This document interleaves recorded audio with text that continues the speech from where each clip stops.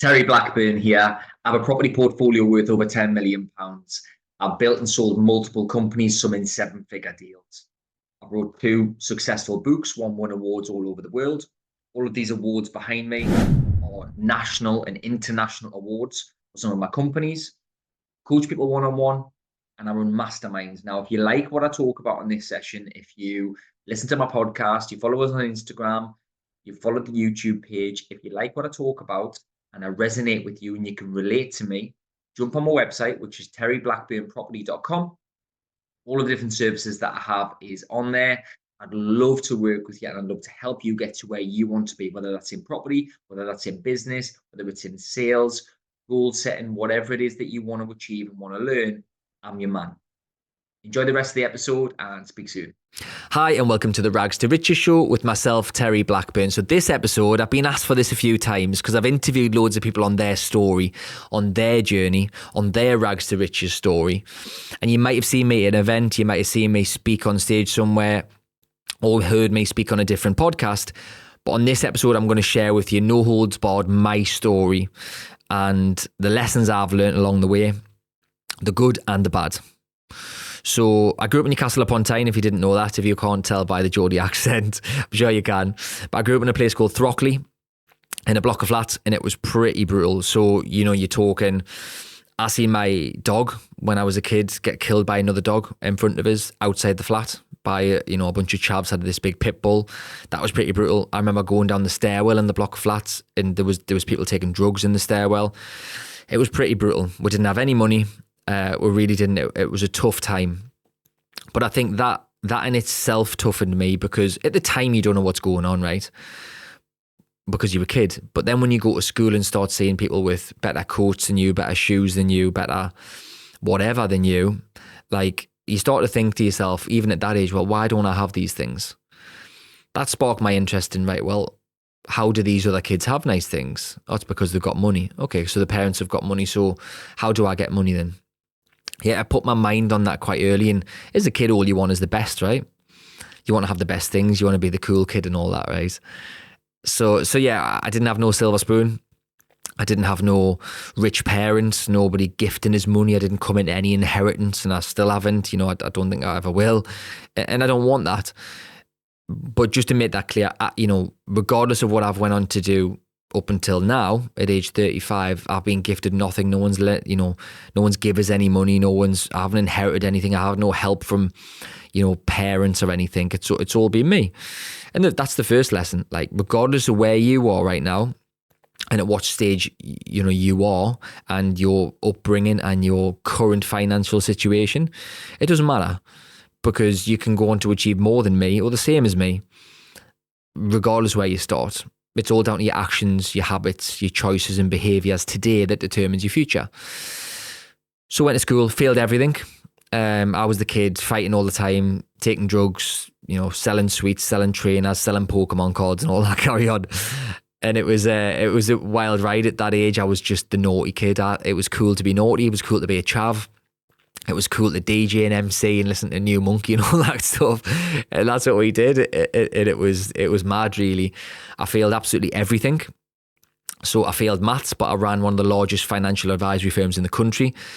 I failed English, but I wrote two books. One best-selling book that won awards in America. So what does that say about the school system, hey? But I failed everything. So again, the lesson there is it doesn't matter how you've done at school. I don't have any A levels. I didn't go to uni.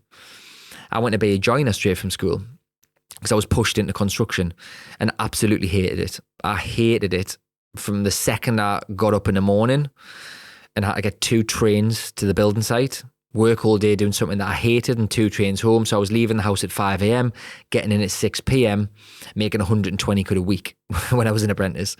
It was brutal. I hated it. And I used to tell people, I don't know why, I just used to tell people I'm going to be a millionaire. I'm not going to do this forever. And all the joiners and the other builders used to say, yeah, right, Terry, we all said that. And look at us. And I was like, yeah, but and they used to take the piss. They used to try and make us make cups of tea. And I used to say, no, go on, you're the apprentice. Go make the cups of coffee. I was like, no, you make the fucking cups of coffee. Why do I have to make the cups of coffee? And I was just a bit rebellious. for sure, in all parts of my life at that age. And when I was 19, I was fortunate enough, looking back, to be made redundant as a joiner. I hated it anyway. And I thought, right, I'm going to do something different. I'm going to get into sales. And I made up a CV and I sent it to loads of places, and I got a job selling life insurance for a company called Combined Insurance Company of America. And within 2 weeks, I specifically remember selling my tools, because I was like, I am never going back to being a builder, ever. And I was making, in my second week, I made a month's wage as a joiner in a week selling life insurance. And I thought, no, I can use my voice and my mind and my personality to make money opposed to my hands. And it was at that point on, I thought, right, sales is for me. I love this.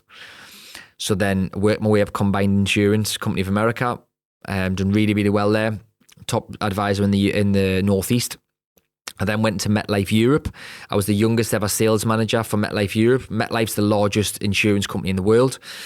I was the youngest ever sales manager in the European division. I ran the whole Northern UK when I was 21. Had a team of 45 people under us when I was 22.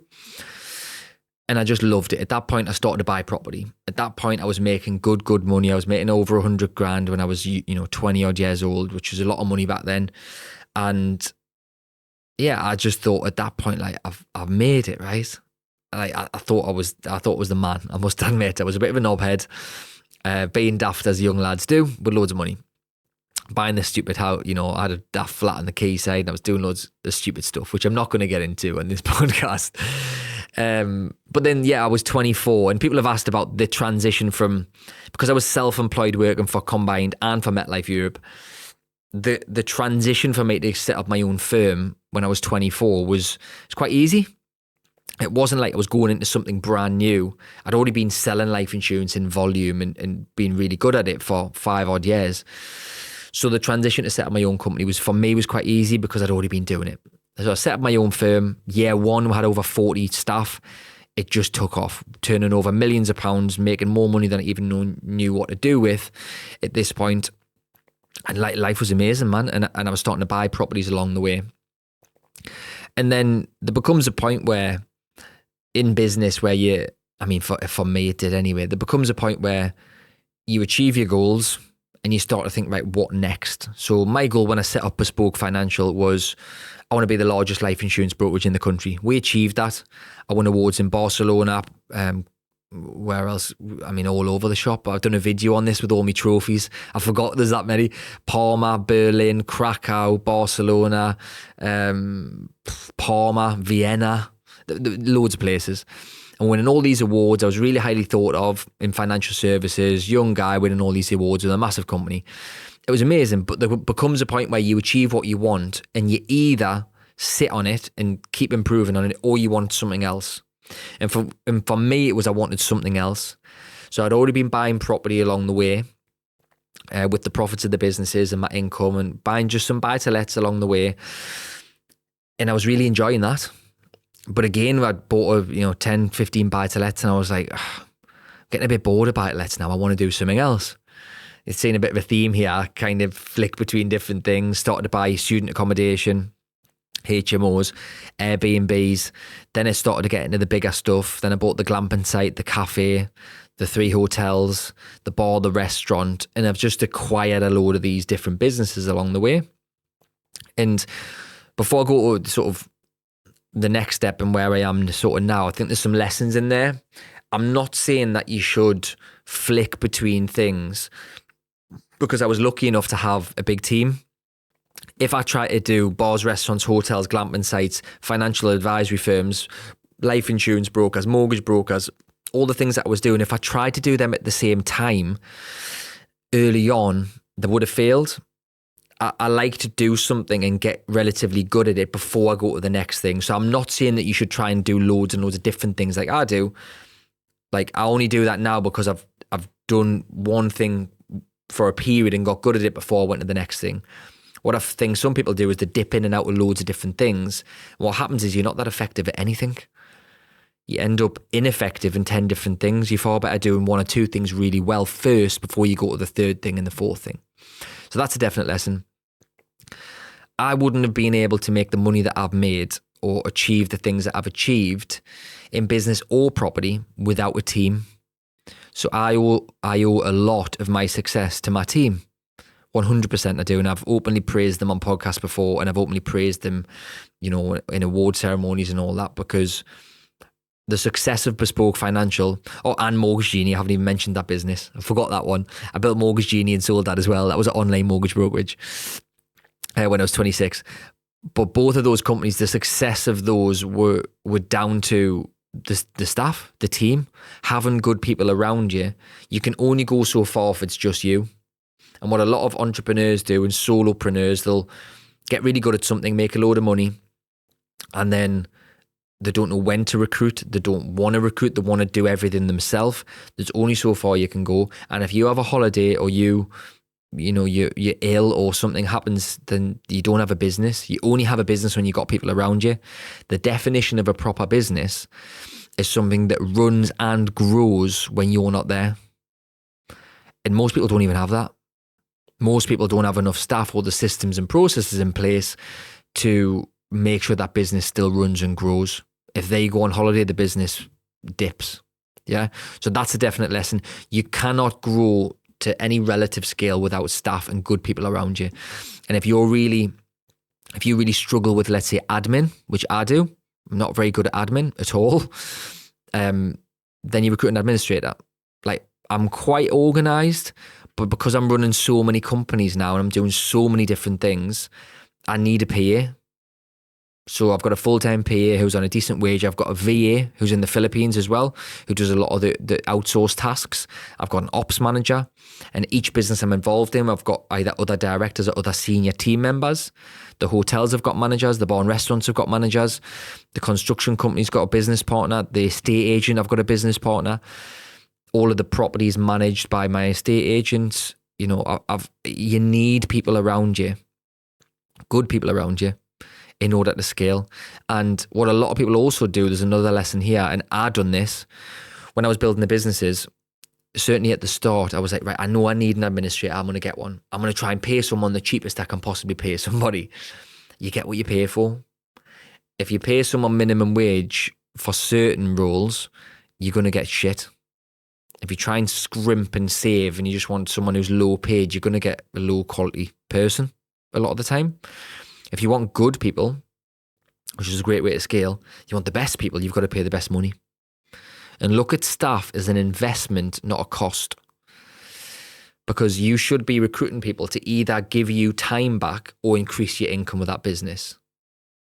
So you recruit somebody to either give a task to so you don't have to do it anymore, or you give them an income generating task which is going to help your business grow.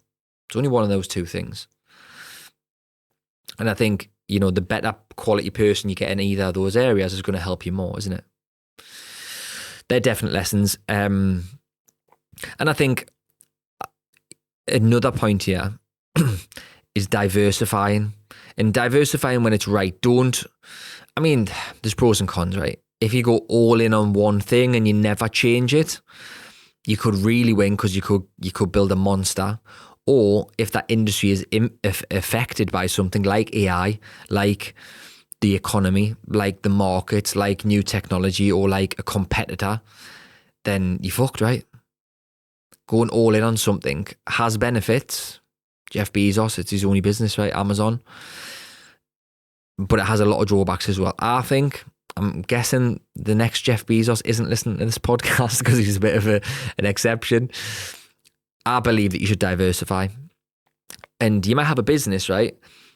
And diversify into property. And it could just be those two things, business and property. Because if you go down this industry, this business in this industry, and the industry is impacted by AI or something, where do you go? Property is a great place to put your money to produce more money. And then you diversify. And so if your business folds, you've still got some property.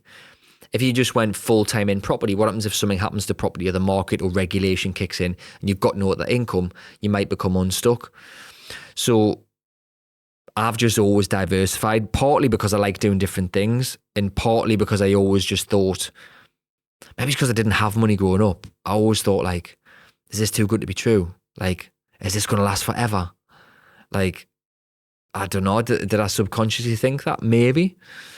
So I think that's why I always started to put my money into property, because I thought this life insurance gig is going so well and I'm making so much money. What happens if it stops?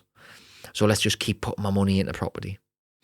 So diversifying is key when the time is right. And I think, well, let's look at it this way. Some things that I maybe wish I did different. I don't normally have regrets, and I don't really have regrets, I must admit. But there is certain things that I wish I knew earlier and I wish I'd done earlier, because I'd be further ahead. I'm very happy with where I am and I wouldn't change my current position, because I don't think that's the right thing to do. But looking back, if we just focus on success and progress, if I'd done these things, I think I'll be in a better place financially. First one is learn how to raise money. So Mortgage Genie, I raised £500,000 into that business when I was 26.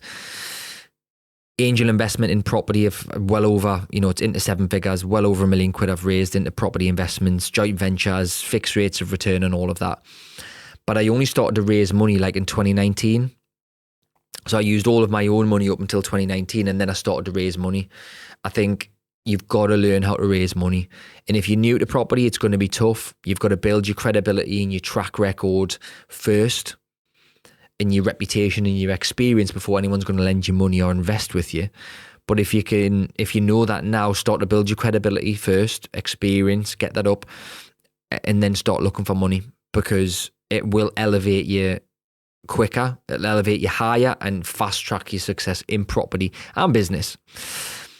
Other things I wish that I'd done sooner: social media, 1,000,000%. Personal brand.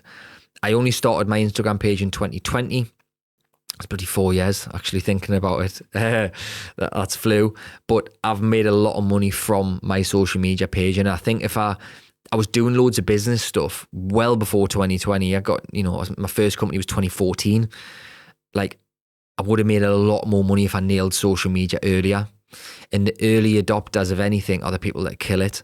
Like, my personal brand's doing really well now after 4 years, and I only really stepped it up last July. Last July, we started posting 3 times a day, and we really put time and effort into my page. We were just doing 1 post a day, just ticking along from 2020 until 2023. But I wasn't even doing it before 2020. I wish I had done, because you've seen them online. Some of these people on social media are making millions per month from a personal brand. They really, really are. So if you're not doing enough social media, I'd strongly advise that you just bite the bullet. Just do it. Because if I'd done it prior, and that is probably what, I don't like to say I've got regrets, and I don't like to, because I'm really happy with where I am, but that is probably the strongest regret, if any, that I've got, is I should have done social media earlier. Because there's a great phrase on this that I'll coin as well, which is, it doesn't matter how good you are if nobody knows who you are. So if you're amazing at property and you want to raise some money, but nobody knows how amazing you are at property, how are you going to raise money? You can do it in person, which takes longer, or you can get yourself on social media and showcase how good you are. Yeah. If you're trying to raise money and you're just going to networking events and mixing with some wealthy people, you should do that, by the way. But if that's your only approach, that's like fishing with a fishing rod. Right? You can only catch 1 fish at a time. If you're on social media, you're fishing with a net. You can catch loads of fish at the same time with 1 post. 1 post could get you 1 million impressions, 1 million views, 1 million likes. 1 post. You could never get that impact by going to 1 event. So I wish I did social media. And another tip, sort of, I suppose we'll finish off my journey, then I'll give you some more tips. So yeah, now at this stage, I've sold a big business. We've sold Bespoke, which is a 7-figure deal. We've sold another business. I've got rid of the glamping site. I've sold quite a bit that I had ongoing. I've sold most of my Airbnbs. I've still got the 3 hotels. But now I was at around about 160 staff at the height of it across everything that I was involved in. Now we're at around about 20. And I make more money now than I used to, with all that hassle and all that stress and all the staff. I make money online now through mentoring and coaching and masterminds, which I really love, and put myself out there even more. So I'm happier, I'm healthier, and I'm wealthier. And I'm not saying that to brag or to flex. It's been done with intention. I've sold off things that don't serve us anymore. I sold the big business because it was stressing us out. I've condensed my portfolio and sold off. I think I've sold about 14, 15 properties in the last 18 months because they were either not serving us anymore, they weren't profitable anymore, or just couldn't be bothered, as in Airbnbs, because they cause you loads of hassle. So my life is cleaner. I don't normally start until 10 a.m. I don't normally finish until around about 5 p.m. So I'm not working dead late and I'm not starting dead early anymore. And I'm making more money than I was. I've got more time for the gym, more time for my kids, and more time for my missus and my family. So I'm in a really, really good place. And that is through intention. And yes, I used to work a lot more than I do now. But like, you can absolutely have a load of money and be happy and be healthy and be wealthy all at the same time. Because I've done it and I'm no different to you. I've just told you my story. I grew up in a block of flats with no money. I failed everything at school and I stumbled into sales. So the reason I'm telling you this story is, like, I want you to understand that I'm no different to you. Wherever you are right now, you could easily go on to replicate my success and do even more than me if you really wanted to. I'm not special. I've just worked my arse off. And a couple of key things here that I contribute to my success, or I put my success down to a few of these points. Team, we've already mentioned, get a good team of people around you. Sales skills, right? I honestly believe I wouldn't be where I am if I wasn't good at sales. Being thrown into life insurance sales at an early age gave me the tough skin. It gave me the communication skills to transfer into all the different businesses I'm involved in, communicating, recruiting people, interviewing people, managing people, training people, pitching an investor, pitching an estate agent, pitching a landlord, pitching. And the pitching is selling, isn't it? You're pitching a concept, an idea, a process, a thought. It's sales. So one way I believe to fast track your own success is learn sales. I do sales courses, as you know, and I train people on sales. Whether you use me or you use somebody else, that's fine, but you need to learn sales. Maybe just go and get a sales job. If you're really young listening to this, go and get a sales job. Do it for 6-12 months and learn sales. Yeah? Get good at making sales, because it will only help you in any business you get involved in. I think definitely get on social media, good team around you, diversify, learn how to raise money. And also, one thing I would say is, people talk about follow your passions, right? Now, I agree with this and I disagree with this. And hopefully I can give you a different slant on this. When people say follow your passion, if your passion is, I don't know, I can't think of anything off the top of my head, but it's something like that doesn't make you any money, like artists, right? Obviously, there's some artists that make a load of money, but most artists, to my knowledge, make fucking no money. So if your passion is art and you're not very good at it, like, are you really going to create a good quality life for yourself just by sitting in your basement painting pictures, right? It's probably unlikely. You might be really talented and it might work for you, but a lot of the time, following your passion may not work. So my view on that is, I wasn't passionate about life insurance. I was passionate about making money. That's why I got into sales. I became passionate about property. That's why I'd done a load of it. And then I fell out of love with it a little bit. And now I'm really passionate about mentoring. That's why I'm doing it. But property, business, sales, mentor makes good money, right? If I was passionate about something that didn't make any money, I would maybe do it in my spare time if I had time. But I think this view of like, just follow your passions sometimes isn't right. So if you're new to business, you don't have a business, think about what you enjoy. And if you don't have that thing that makes money, just get yourself in a position where you can make some money. Follow a passion that makes money.